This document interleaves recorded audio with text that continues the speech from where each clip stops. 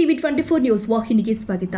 ಉತ್ತರ ಕನ್ನಡ ಜಿಲ್ಲೆಯ ಅಂಕೋಲದಲ್ಲಿ ನಡೆದ ಕೆಪಿಸಿಸಿ ಮಾಜಿ ಕಾರ್ಯದರ್ಶಿ ಗೋಪಾಲ ನಾಯ್ಕ ಮೇಲಿನ ಹತ್ಯೆ ಯತ್ನ ಪ್ರಕರಣಕ್ಕೆ ಸಂಬಂಧಪಟ್ಟಂತೆ ಮತ್ತೊಂದು ಸಿಸಿಟಿವಿ ವಿಡಿಯೋ ಇದೀಗ ಸಾಮಾಜಿಕ ಜಾಲತಾಣದಲ್ಲಿ ವೈರಲ್ ಆಗಿದೆ. ಬುಧವಾರ ನಡೆದ ಈ ಘಟನೆಯಲ್ಲಿ ಗಂಭೀರವಾಗಿ ಗಾಯಗೊಂಡ ಗೋಪಾಲ ನಾಯ್ಕ ರವರು ಸದ್ಯ ಮಣಿಪಾಲ್ ಆಸ್ಪತ್ರೆಯಲ್ಲಿ ಚಿಕಿತ್ಸೆ ಪಡೆಯುತ್ತಿದ್ದಾರೆ. ಇದೀಗ ಹೊರಬಂದಿರುವ ಸಿಸಿಟಿವಿ ದೃಶ್ಯಗಳಲ್ಲಿ ಕೃತ್ಯ ಎಸಗಿದ ನಂತರ ಆರೋಪಿಗಳು ತಾವು ತಂಗಿದ್ದ ಲಾಡ್ಜ್ ಬಳಿ ಆಗಮಿಸಿರುವುದು ಕಾಣಿಸಿಕೊಂಡಿದೆ. ಈ ವೇಳೆ ಸುಪಾರಿ ಪಡೆದ ವ್ಯಕ್ತಿಯೊಬ್ಬನು ಉಳಿದ ಆರೋಪಿಗಳಿಗೆ ಹಣ ಹಂಚುತ್ತಿರುವ ದೃಶ್ಯವೂ ಕೂಡ ಸ್ಪಷ್ಟವಾಗಿ ಸೆರೆಯಾಗಿದೆ.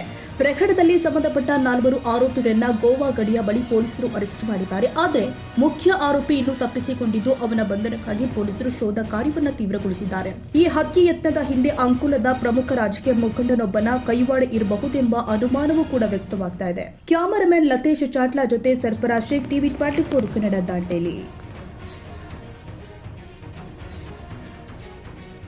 ಕನ್ನಡಿಗರ ಮೆಚ್ಚಿನ ನಿಮ್ಮ ಟಿವಿ 24 ಕನ್ನಡ ನ್ಯೂಸ್ ವಾಹಿನಿ ಇದೀಗ ಟಿವಿಯಲ್ಲಿ ಲಭ್ಯ.